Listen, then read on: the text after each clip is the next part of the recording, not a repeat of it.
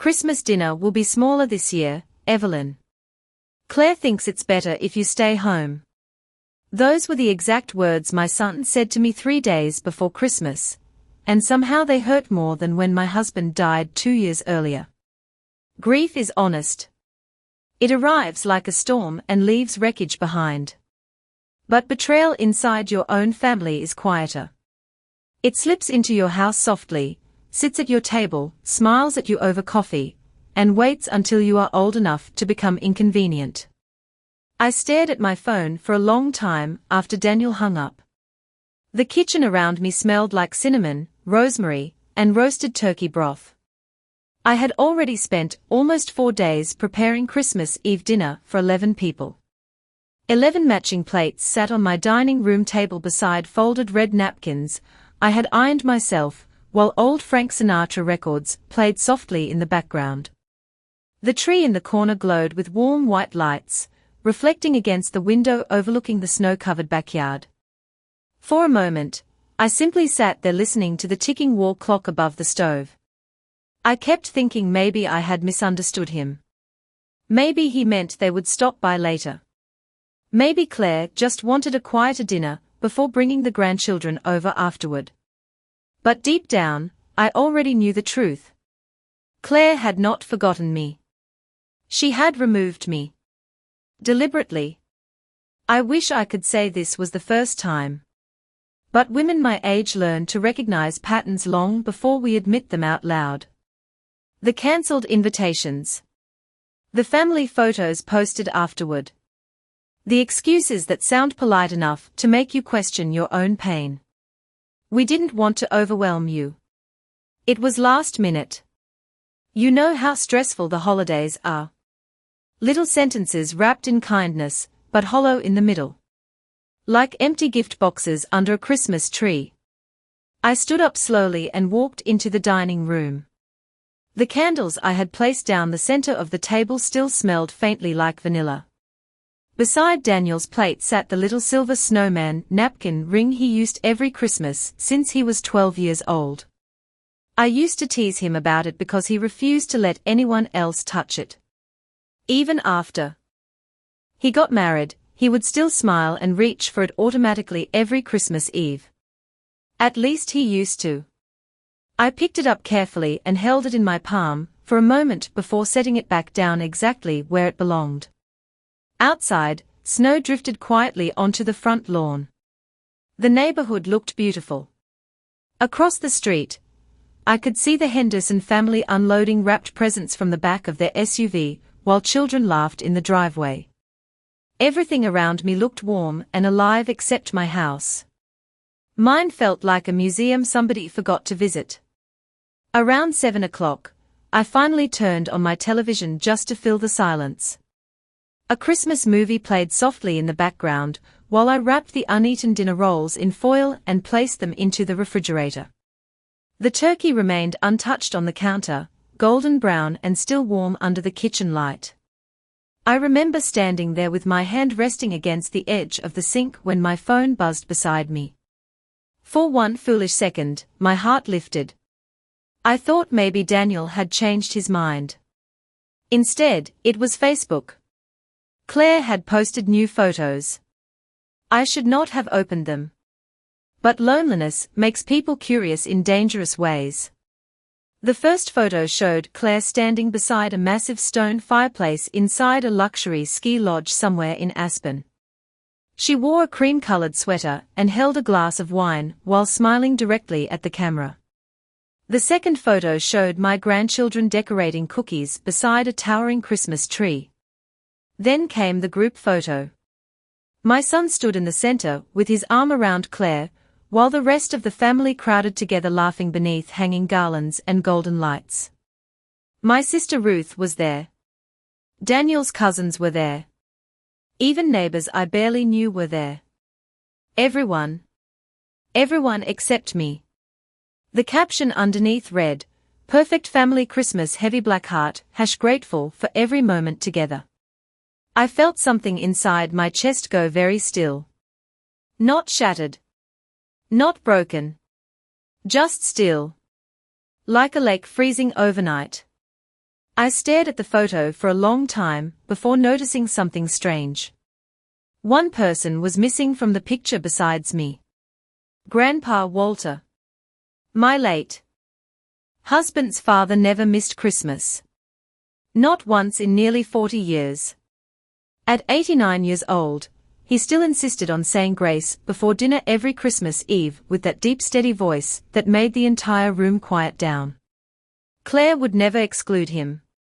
At least, I didn't think she would. Before I could think further, my phone began ringing in my hand. Grandpa Walter's name appeared across the screen. I answered the phone slowly, still staring at the family photo glowing on my screen. Evelyn?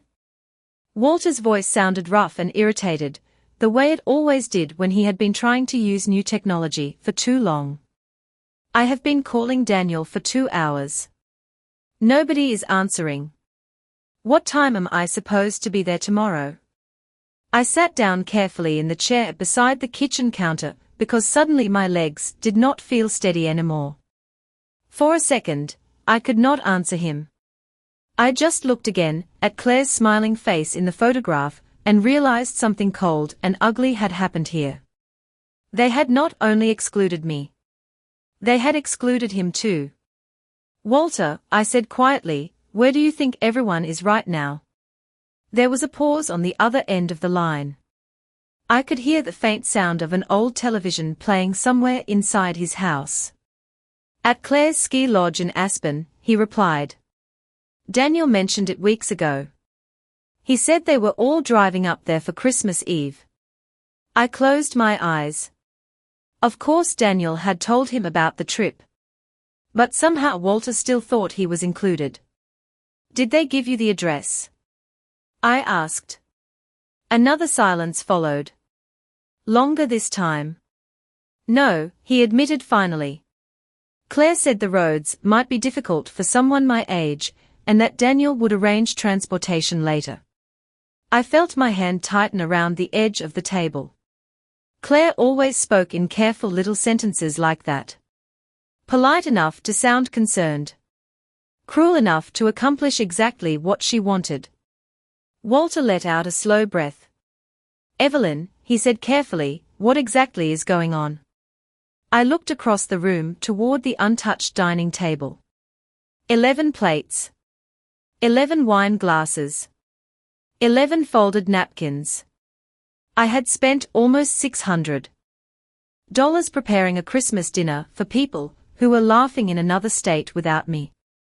I think, I said slowly, Claire decided this year would be easier without the old people around.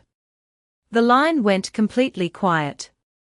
Walter Harper was not a man who reacted emotionally.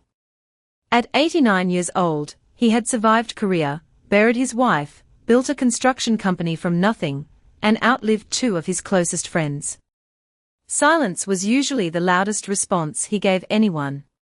I see, he finally said. His voice had changed slightly. Harder now. Colder. Did Daniel agree to this? That question hurt more than anything else because I already knew the answer. Yes, I whispered.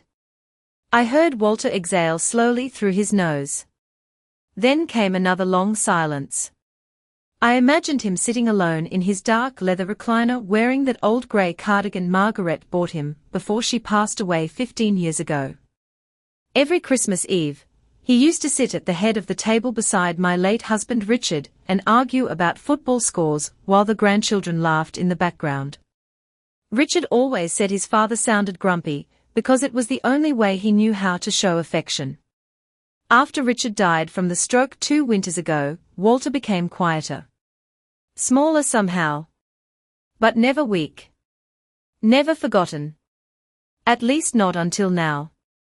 Did Claire invite Ruth? Walter asked suddenly. Yes. What about the Hendersons next door? They were in the photos too. Another pause. Interesting, he muttered. So apparently there was room for neighbors. I stood up and walked slowly toward the living room window. Snow continued falling outside beneath the yellow streetlights. Somewhere down the block, Children were singing Christmas carols badly and loudly. The sound drifted faintly through the cold night air. I kept thinking maybe I was overreacting, I admitted softly. But then I saw the pictures. Walter made a low sound in his throat. No, he said firmly. You are not overreacting. Hearing someone finally say that almost broke me more than the betrayal itself. Because once you reach a certain age, people start treating your feelings like inconveniences. If you are hurt, you are sensitive. If you are lonely, you are dramatic. If you notice disrespect, people call it confusion or bitterness. Claire had spent years wrapping disrespect in politeness, until everyone stopped noticing it except me. What are you doing tomorrow? Walter suddenly asked. Nothing now, I answered quietly.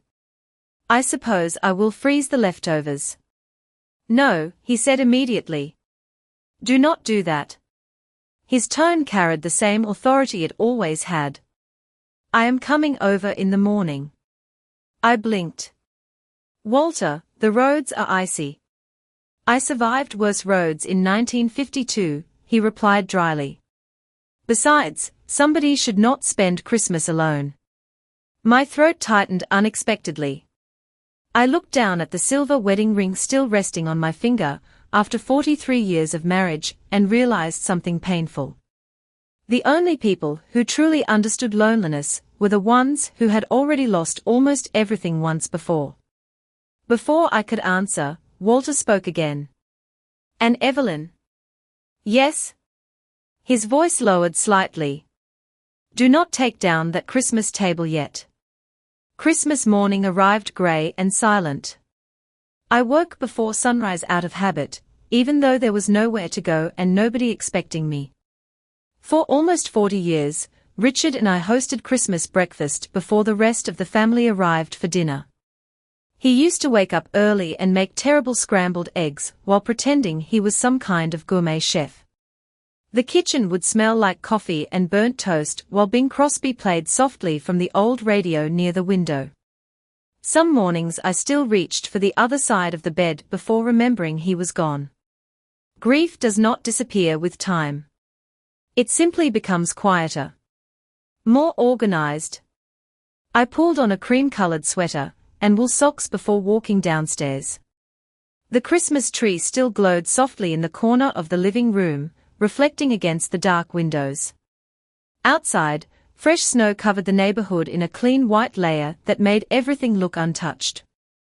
Peaceful from a distance. I paused when I entered the dining room. The table remained exactly as I had left it the night before. 11 plates. 11 wine glasses. 11 folded red napkins. The untouched dinner looked almost eerie in the pale morning light, like evidence from another life. For a moment, I considered clearing it all away before Walter arrived. But his words echoed in my mind. Do not take down that Christmas table yet. So I left it there. Around 8:30, headlights appeared through the front window. Walter's old dark green Buick rolled slowly into my driveway, with all the caution of a man who trusted nobody's winter driving except his own.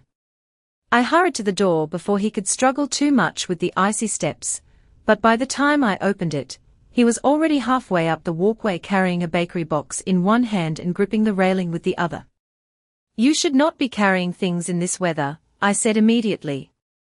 Walter snorted softly beneath his scarf. I am 89, Evelyn, not dead. Snow dusted the shoulders of his long grey coat. His cheeks were red from the cold, but his eyes looked sharp. Alert. Angry, even. I stepped aside so he could enter. The warmth of the house wrapped around us immediately along with the smell of cinnamon and pine needles.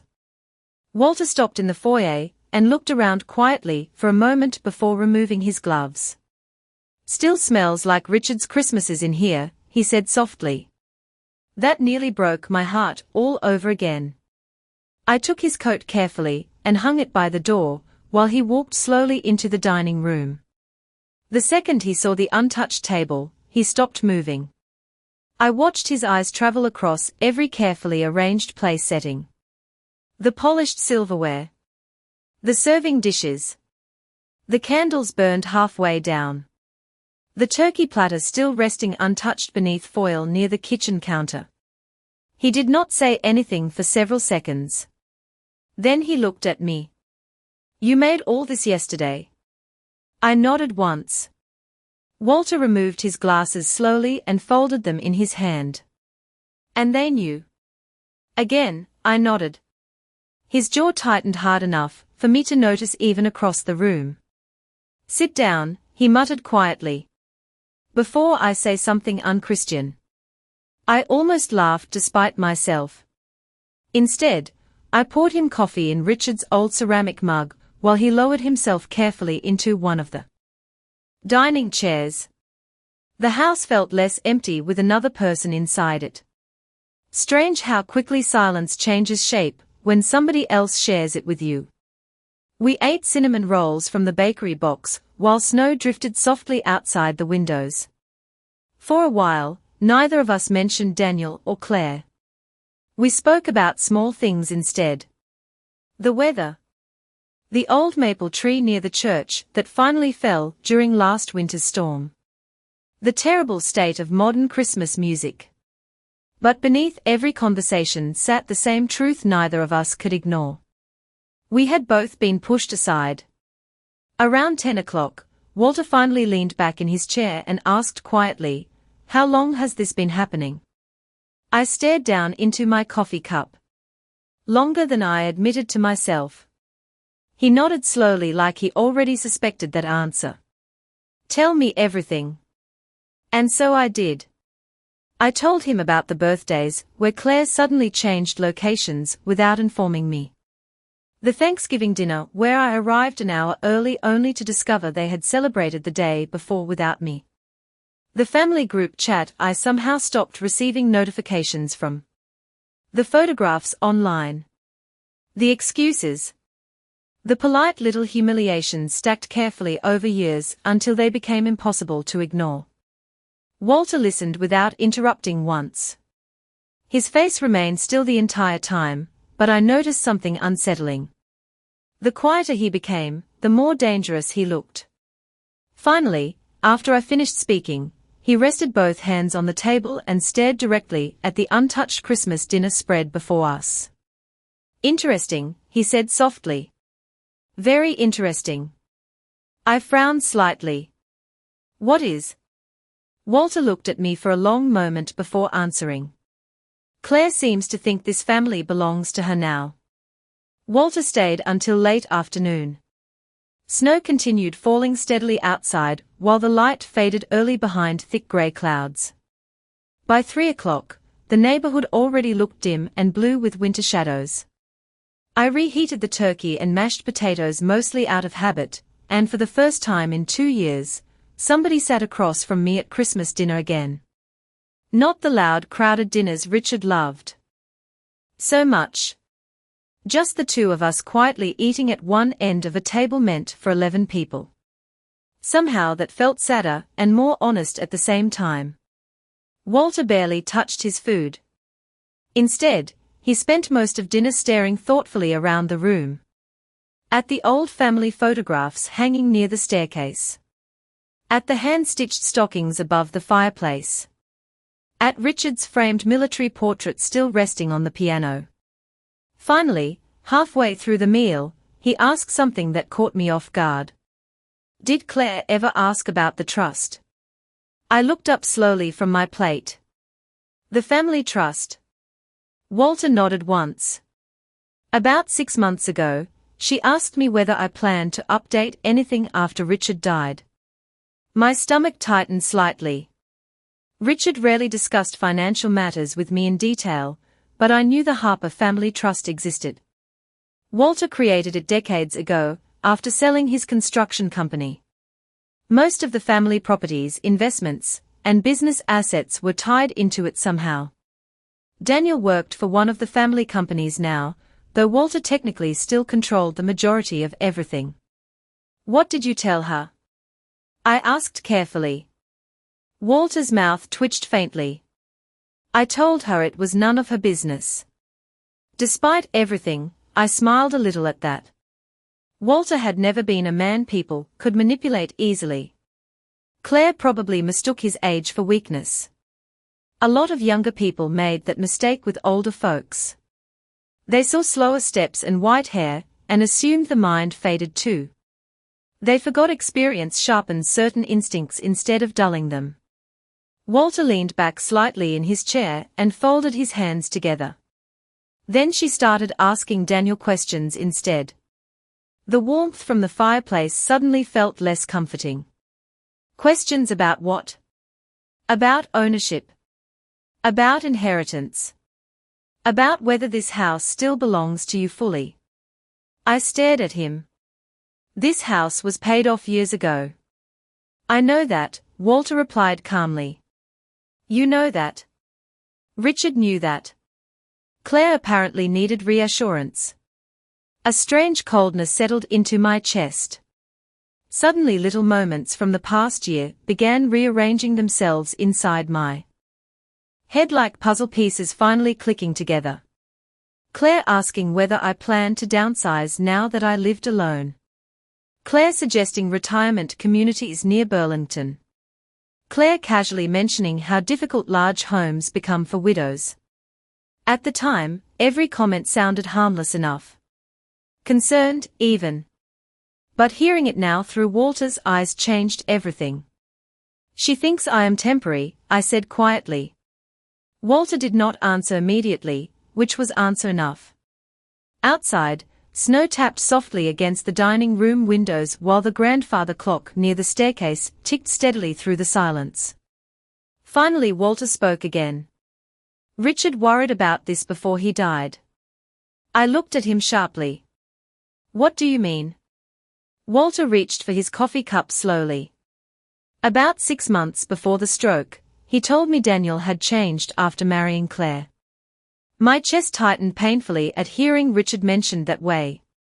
Even now, 2 years later, grief could still catch me unexpectedly. He said Daniel stopped visiting unless Claire approved it, Walter continued quietly. He said family dinners started feeling more like business meetings. I looked down at my untouched food. Richard noticed it too. Somehow that hurt almost more than the betrayal itself.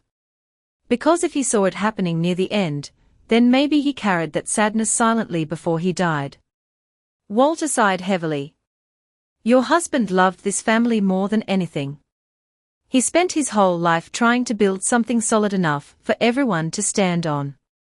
His eyes lifted slowly toward the empty chairs surrounding us. And now people are treating family like a guest list. The room went quiet again. I remembered Christmas mornings years ago, when Daniel was still little enough to run downstairs in footed pajamas, while Richard pretended to be annoyed about waking up early. The kitchen used to overflow with noise back then. Wrapping paper on the floor. Cinnamon rolls burning slightly in the oven because nobody remembered the timer. Football games blaring from the television while Walter argued loudly with the commentators. Family once felt permanent to me. Like the walls of this house. Something that could bend, but never truly break. I realized now how fragile families become once somebody starts quietly deciding who belongs and who does not. Around 4:30, Walter pushed his plate aside and stood carefully from the table. Then he walked slowly toward the fireplace and studied the stockings hanging there. Daniel's. Claire's. The grandchildren's. Mine. Richard's old stocking still remained too, because I could never bring myself to remove it. Walter reached out and touched the edge of Richard's stocking lightly before speaking without turning around. Claire believes she already controls this family, he said calmly. What she does not understand is that I have not made my final decisions yet. Then he looked back at me with an expression I had never seen before. Not sadness. Not anger. Something colder. More deliberate. And after yesterday, he said quietly, I think it is time the family learned exactly who built all of this in the first place. Walter left just before sunset. I stood by the front door watching his Buick disappear slowly down the snow-covered street, until the headlights vanished completely behind the falling snow. The house felt quiet again afterward, but not empty the way it had the night before. Something had changed. Not in the family. In me. For 2 years after Richard died, I spent most of my energy trying not to become a burden. That is what widows learn to do. We shrink ourselves carefully so nobody has to feel uncomfortable around our grief. We stop calling too often. We apologize for needing help. We pretend loneliness is normal because everybody else seems busy building lives that no longer include us. Somewhere along the way, I stopped noticing how much space Claire had taken inside this family simply because nobody challenged her. I cleaned the kitchen slowly that evening while snow continued drifting outside beneath the porch light. The dishes clinked softly against the sink while Nat King Cole played quietly from the old radio near the refrigerator. For the first time all weekend, I turned my phone face down instead of checking it every few minutes. I did not want to see more photographs from Aspen. I already knew what they looked like. Matching sweaters. Expensive wine glasses. Smiles polished carefully for social media. People often confuse happiness with presentation. Claire understood presentation better than anybody I had ever met. She knew exactly how to make exclusion look elegant. Around 7:30, my phone buzzed against the counter anyway. Daniel's name appeared across the screen. I stared at it for several seconds before answering. Mom? His voice sounded strained. Tired. I tried calling earlier. I know, I said calmly while drying a dinner plate with a towel. I turned the phone off. Silence followed. I could hear loud music and voices somewhere behind him. Laughter too. Are you all right? He finally asked. It amazed me how casually people ask that question after breaking your heart. As though pain can still be measured politely once somebody causes it on purpose. I had Christmas dinner with your grandfather, I replied. Another silence. This one sharper. Grandpa was there. Daniel asked carefully. He was here. I heard movement on the other end of the line, followed by a door closing. The background noise disappeared immediately. Mom, he lowered his voice. Claire said Grandpa decided not to come because of the weather. I almost smiled. There it was again. Claire's version of reality handed out like official paperwork. Interesting, I said softly. Because Walter seemed to believe he was never invited at all. Daniel did not answer right away. I imagined him standing alone somewhere inside that luxury lodge, with snow-covered mountains outside the windows, while Claire entertained guests near a giant fireplace. For the first time all weekend, I wondered whether he looked happy there at all. Mom, he finally sighed, you are making this bigger than it was supposed to be. I stopped drying the plate and stared quietly at the kitchen wall for a moment. Those words settled heavily inside me because suddenly I understood something important. Daniel no longer measured events by whether they were right or wrong. He measured them by whether they caused discomfort. And people like Claire depend on that kind of weakness. Your father used to say something interesting, I said quietly.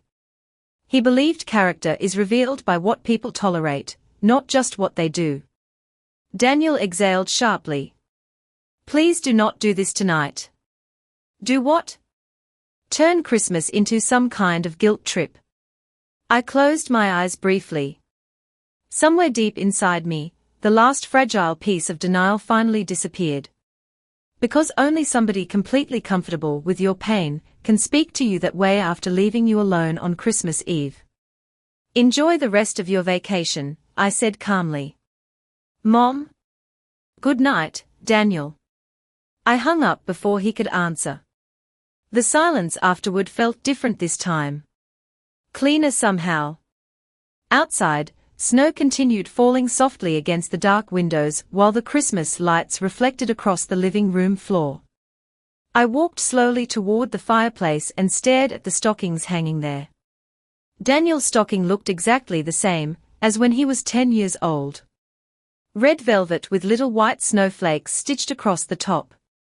I used to stay awake after midnight every Christmas Eve stuffing it with candy canes and toy cars while Richard wrapped presents beside me on the floor. We built this family with ordinary moments like that. Years of dinners. School plays. Doctor appointments. Christmas mornings.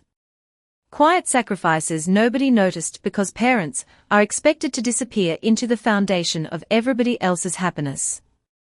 Claire saw the finished house, but never respected the people who built it. Around 9 o'clock, another text message appeared on my phone. This one from Walter. 3 short sentences. Family dinner next Saturday. Everyone will attend. Do not tell Daniel I called you. I stared at the message for a long moment before reading the final line underneath it. I think Claire has forgotten whose last name she married into. The week after Christmas passed quietly on the surface. Snowstorms moved across Vermont in slow gray waves, while holiday decorations remained hanging throughout the neighborhood like cheerful lies nobody had taken down yet. Every morning I made coffee, fed the birds outside the kitchen window, and tried not to think too much about Saturday night. Walter never called. Again after his text message. But somehow his silence felt intentional now instead of distant. Like a man carefully arranging pieces on a chessboard before making his next move. Daniel returned from Aspen 3 days later. I knew because Claire immediately flooded social media with photographs from their trip home. Pictures beside private airport lounges. Pictures carrying shopping bags through downtown Burlington. Pictures of the grandchildren smiling in matching winter coats, while captions talked endlessly about gratitude and family traditions. It fascinated me how people who treat others cruelly often work hardest to appear warm in public. Around Thursday afternoon, Ruth called me while I was folding laundry upstairs. My sister rarely sounded nervous, but that day her voice carried an edge I recognized immediately. Evelyn, she lowered her voice before even saying hello, what exactly is Walter planning for Saturday? I sat slowly on the edge of the bed beside a basket of clean towels. Why do you ask? Ruth hesitated. Because Claire has been calling everyone all morning. That caught my attention. Calling about what? Apparently Walter requested the entire family attend dinner at his house. No excuses. I stared quietly out the bedroom window toward the snow-covered backyard. Walter's house sat almost 40 minutes away near Lake Champlain, tucked behind old pine trees and stone walls Richard helped build years ago. Walter rarely hosted large gatherings anymore. Not after Margaret died. Claire seems worried, Ruth continued carefully. She keeps asking whether Walter sounded angry when he invited people. I almost smiled despite myself. So Claire noticed something too. And did he? I asked. Ruth went quiet for a moment. Honestly, she sighed softly. He sounded calm. That is what scares me. After we hung up, I walked downstairs slowly and stood in the living room staring at the Christmas tree lights still glowing softly in the corner.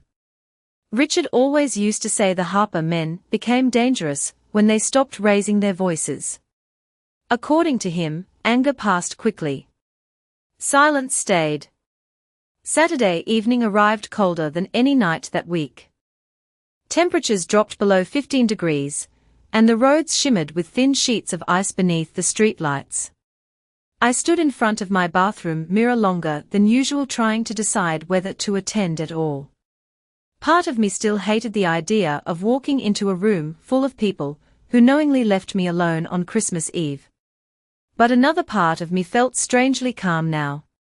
Like something inside me had finally stopped begging to be accepted. I chose a dark blue sweater Richard once bought me during a trip to Boston years ago, and fastened a pair of pearl earrings before leaving the house. Snow crunched softly beneath my boots as I walked to the car. Walter's property looked beautiful that night. Fresh snow blanketed the stone driveway, while golden lights glowed warmly through the large front windows. For one painful second, the sight reminded me of old family gatherings before everything changed. Before social media performances. Before Claire quietly reorganized the emotional structure of the family, one polite manipulation at a time. Cars already lined the driveway when I arrived. Daniel's black SUV sat near the garage beside Ruth's sedan and several other family vehicles. I remained sitting inside my car for a long moment with the engine running softly while snowflakes drifted across the windshield. My stomach tightened unexpectedly. Not from fear exactly. Something sadder than fear. Recognition. Because deep down, I already knew there was no returning to who we all used to be before Christmas Eve exposed everything so clearly. Finally I turned off the engine and stepped outside into the freezing air. The front door opened before I reached it. Walter stood there waiting. He wore a dark grey suit jacket instead of his usual cardigan, and for the first time since Richard's funeral, he looked less like an old widower, and more like the man who built an entire company with his bare hands 50 years ago. His sharp blue eyes moved over me carefully before softening slightly. "You came," he said simply. "You asked me to." Walter nodded once, then stepped aside to let me enter. The warmth inside hit immediately, along with the sound of voices drifting from the dining room. Claire's laugh rose above the others almost instantly. Bright, polished, perfectly controlled. Walter closed the door behind me slowly before lowering his voice. "One more thing before we walk in there." I turned toward him. He looked directly at me with an expression so calm it almost unsettled me. "Tonight," he said quietly, "I would like you to say as little as possible and observe carefully." I frowned slightly. "Observe what?" Walter adjusted the cuff of his jacket slowly. "People reveal themselves fastest when they believe they have already won." Then he opened the dining room doors. The room went quiet for half a second when I walked in beside Walter. Not silent enough to appear dramatic. Just enough for people to notice. Claire stood near the dining table holding a glass of white wine while speaking to Daniel's cousin Melissa. The smile on her face froze almost invisibly before returning twice, as bright as before. That was Claire's talent. She recovered quickly. "Evelyn," she said warmly, crossing the room toward me with perfectly measured surprise. "I did not know you were coming tonight." I looked at her calmly. Neither did I until Walter invited me. Something flickered briefly behind her eyes before disappearing again. Daniel approached next, hands tucked awkwardly into the pockets of his sweater. He kissed my cheek lightly without fully meeting my eyes. "Mom? You look nice." Strange how people reach for ordinary comments when guilt sits between them. I thanked him politely and stepped farther into the room, while Walter moved quietly toward the head of the dining table. The house smelled like cedar wood and roasted beef. Classical piano music drifted softly from hidden speakers in the living room, while snow pressed gently against the tall windows overlooking the frozen lake.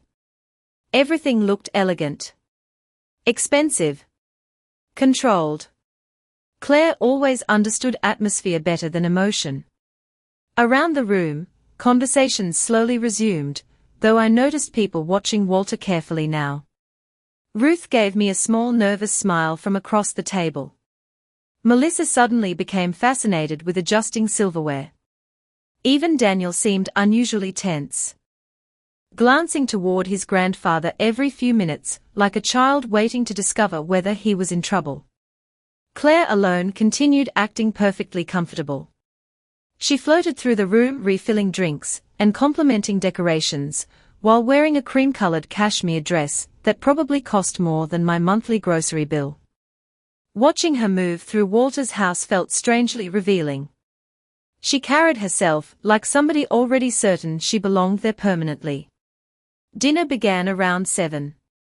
Walter insisted everybody sit according to his seating arrangement, which immediately struck me as unusual. He placed himself at the head of the table with me seated directly beside him.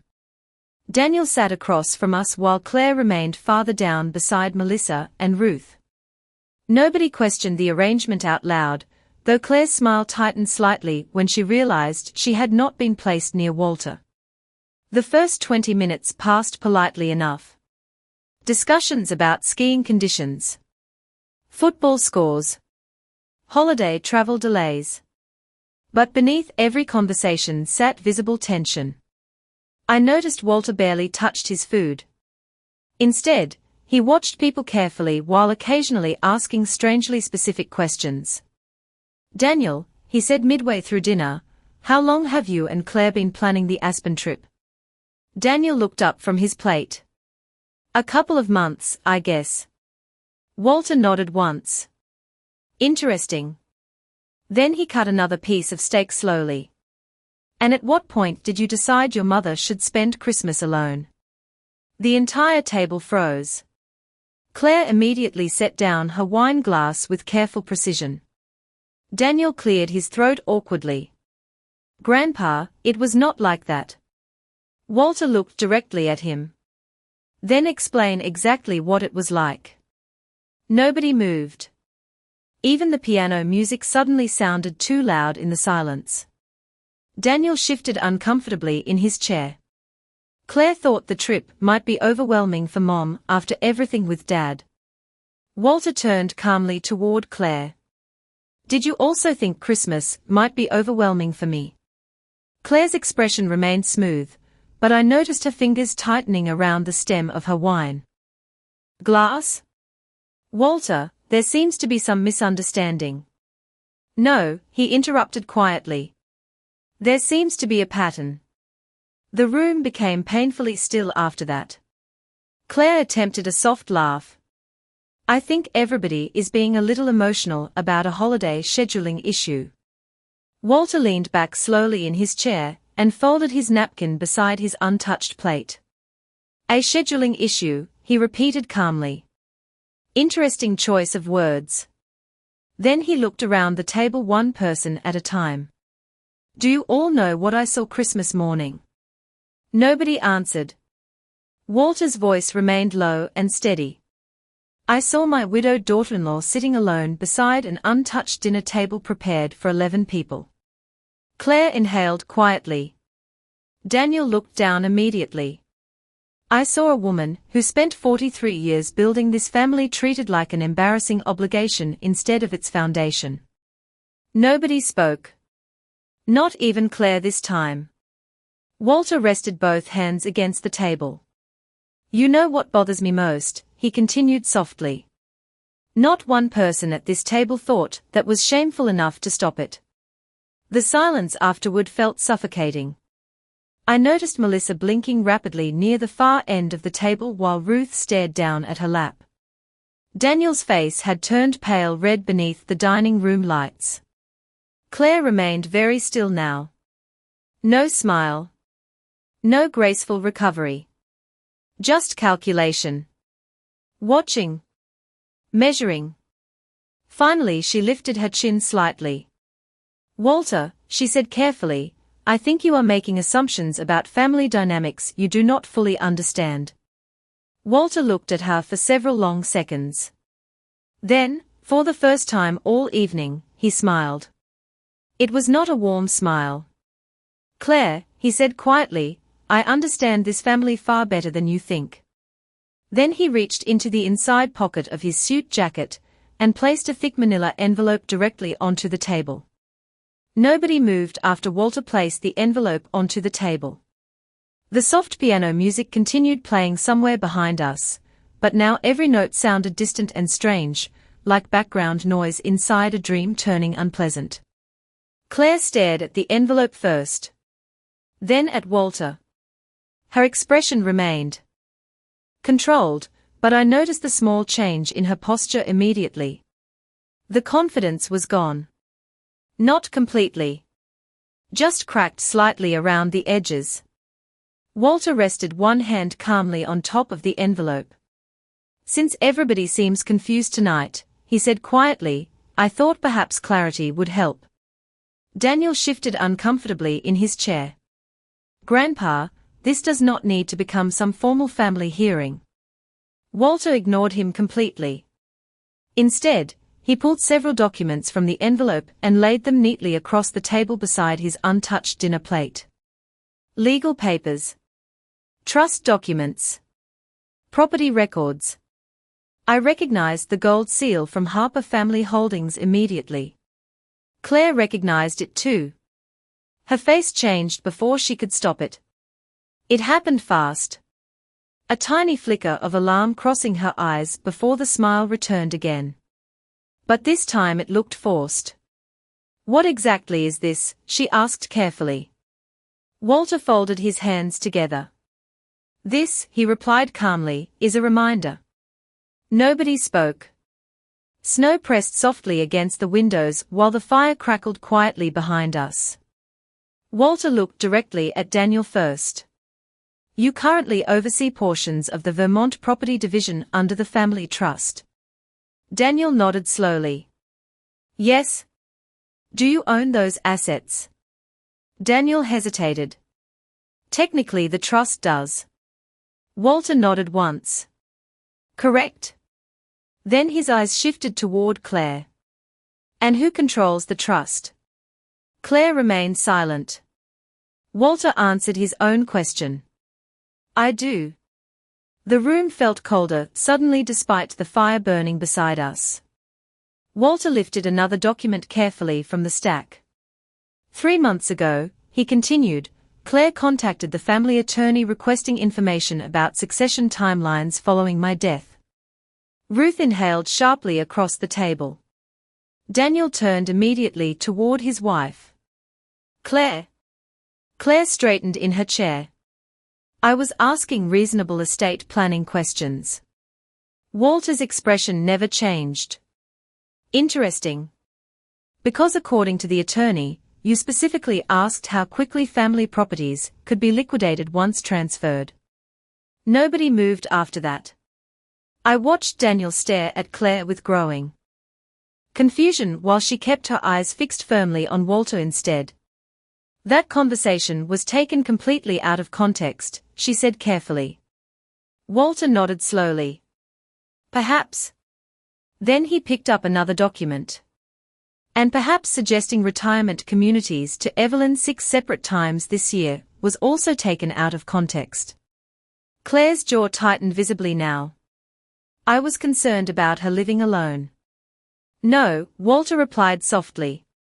You were concerned about ownership. Silence crashed heavily across the room. Daniel looked pale now. Truly pale. Claire, he whispered, tell me that is not true. She turned toward him immediately. Daniel, your grandfather is twisting normal conversations into something ugly. Walter leaned back slowly in his chair. Am I? Then he looked directly at Daniel again. Did you know your wife asked whether Evelyn planned to sell Richard's house before the first anniversary of his death? Daniel blinked hard. What? Claire's voice sharpened slightly for the first time all evening. Because somebody needed to think practically. There it was. The real Claire finally slipping through the cracks. Not warm. Not graceful. Irritated. That house is too large for one person.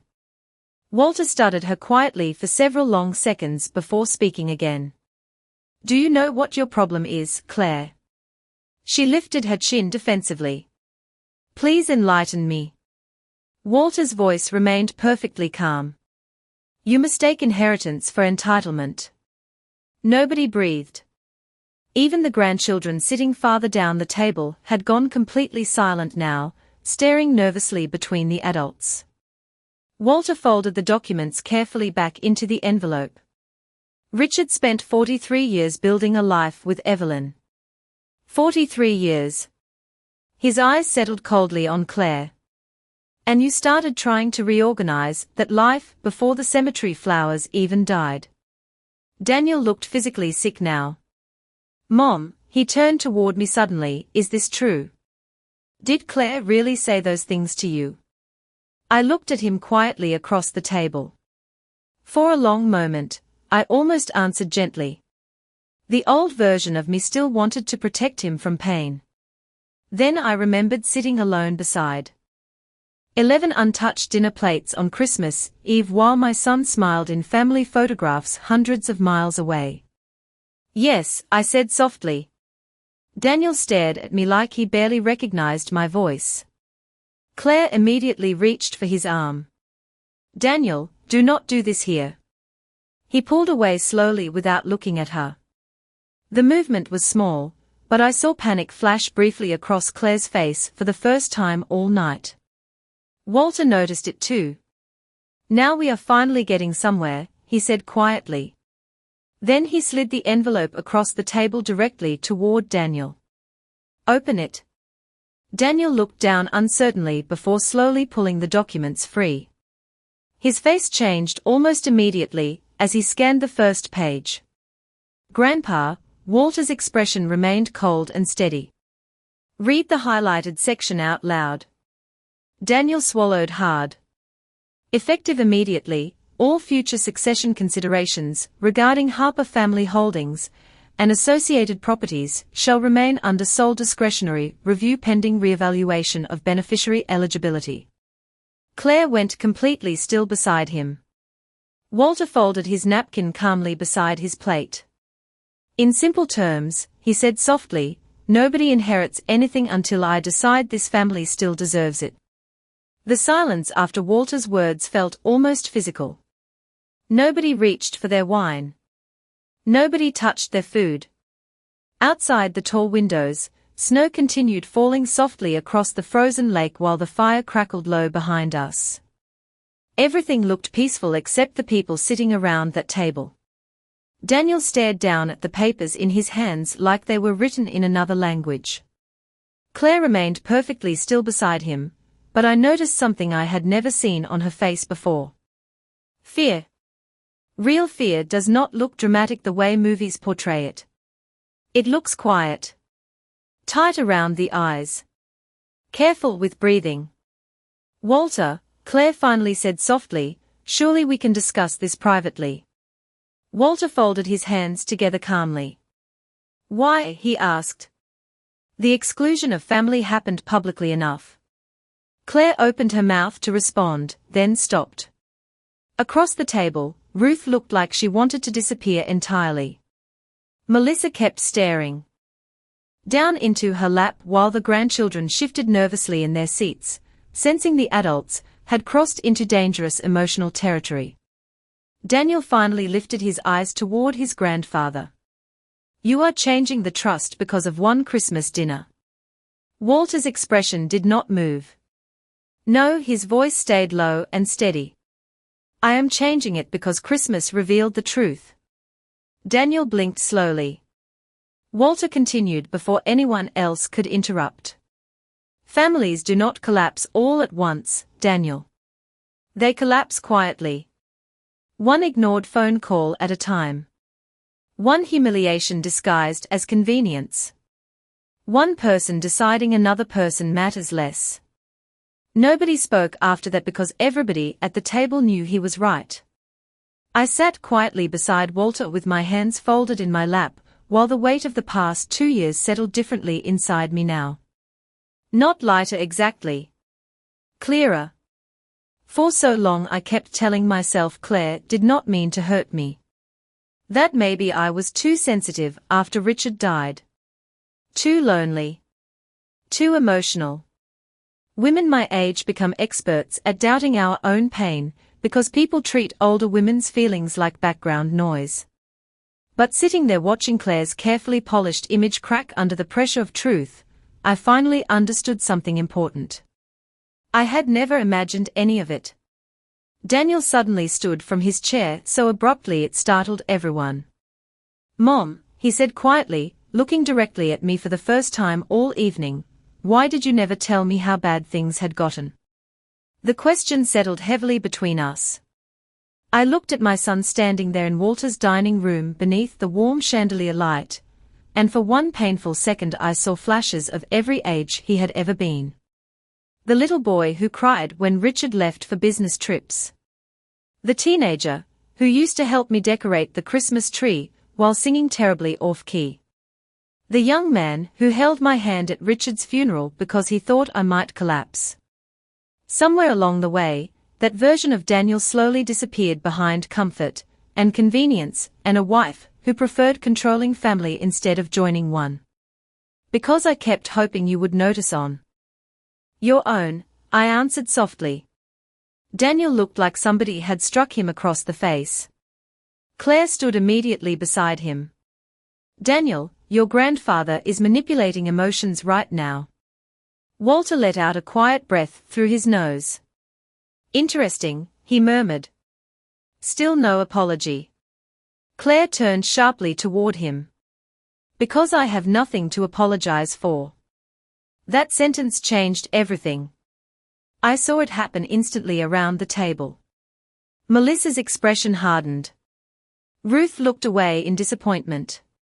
Even Daniel closed his eyes briefly like something inside him had finally broken apart. Claire noticed it too late. "You left your husband's widowed mother alone on Christmas Eve," Walter said calmly. "And your response tonight is still self-defense instead of remorse." Claire's voice rose slightly now.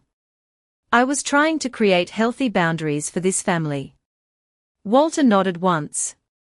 "No? You were trying to reorganize it around yourself."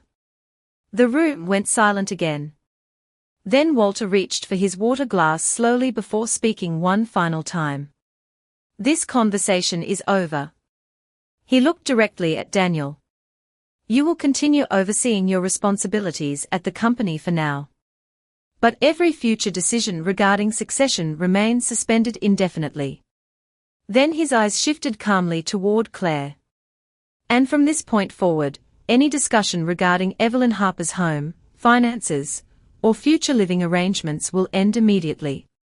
Permanently. Are we understood?" Claire did not answer. Daniel quietly nodded instead. An hour later, people began leaving one by one beneath awkward goodnights and careful excuses about icy roads. Nobody lingered. Nobody laughed. The illusion holding the family together had cracked too deeply tonight. I stood near the front window beside Walter watching headlights disappear slowly down the snowy driveway. Finally the house grew quiet again. Walter remained beside me with one hand resting lightly against the back of a dining chair. "You know," he said after a long silence, "Richard used to worry that kindness made you vulnerable." I smiled faintly. Was he right? Walter looked toward the dark driveway where Daniel's SUV had disappeared moments earlier. "No," he answered quietly. "Kindness reveals everybody else." Snow continued falling softly outside while the Christmas lights reflected across the frozen lake behind the house. For the first time since Richard died, I no longer felt invisible. Some people spend years believing family means enduring whatever treatment keeps the peace. But standing there beside the last man, who still remembered where this family came from, I finally understood something different. Respect is not something you beg your family to give you. It is something you quietly stop accepting less than.